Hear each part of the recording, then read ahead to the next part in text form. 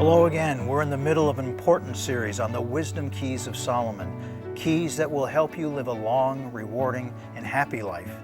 Keys that will bring the blessings of God on your life and family when you follow them. I've been reading portions of the book of Proverbs from the Message translation and making a few comments along the way. And today we're going to tackle a pretty mature subject. Solomon warns over and over again about the problems that come from having sex before marriage, about sexual relationships with someone who isn't your husband or wife, or having sex with a married man or woman even if you yourself aren't married. And lastly, he warns of sexual relationships of men with men. God calls it an abomination. I shared with you in an earlier talk that as believers, while we may live in a democracy in this world, we more importantly live in a kingdom in the spiritual world. And in a kingdom, the king makes the rules. He watches over his subjects. He makes sure they're taken care of. His word is what counts. Candidly, in a kingdom, the subjects, the people, they're not entitled to vote, and their opinion is always subject to the opinion of the king. God gave us commandments for our own good. Listen carefully when we get to verse 23 of Proverbs chapter 7. Long before medical science knew about the disease that would one day be called AIDS, or one of the main symptoms of the disease, the Bible clearly describes it. Only God could have known that.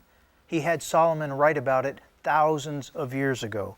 Proverbs chapter 7, beginning at verse 6. As I stood at the window of my house, looking out through the shutters, watching the mindless crowd stroll by, I spotted a young man without any sense. Arriving at the corner of the street where she lived, then turning up the path to her house. It was dusk, the evening coming on, the darkness thickening into night. And just then a woman met him. She'd been lying in wait for him, dressed to seduce him. Brazen and brash she was, restless and roaming, never at home. Walking the streets, loitering in the mall, hanging out in every corner in town. She threw her arms around him and kissed him, boldly took his arm and said, "I've got all the makings of a feast. Today I made my offerings, my vows are all paid.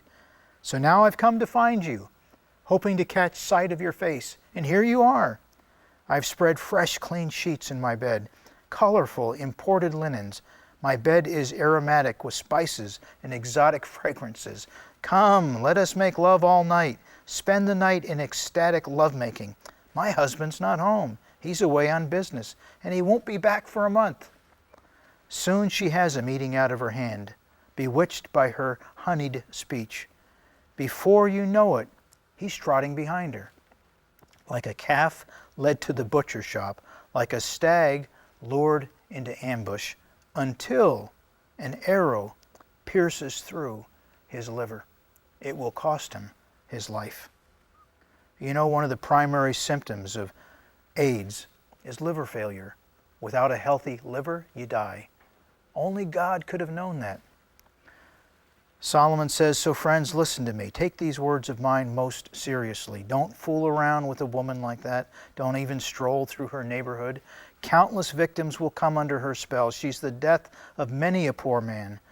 She runs a halfway house to hell, fits you out with a shroud and a coffin. How many lives, how many families, how many marriages could have been saved if only men would have followed this advice from Solomon? Tomorrow we're going to talk about how wisdom is better than jewels, and nothing can compare with her. I hope you'll join me.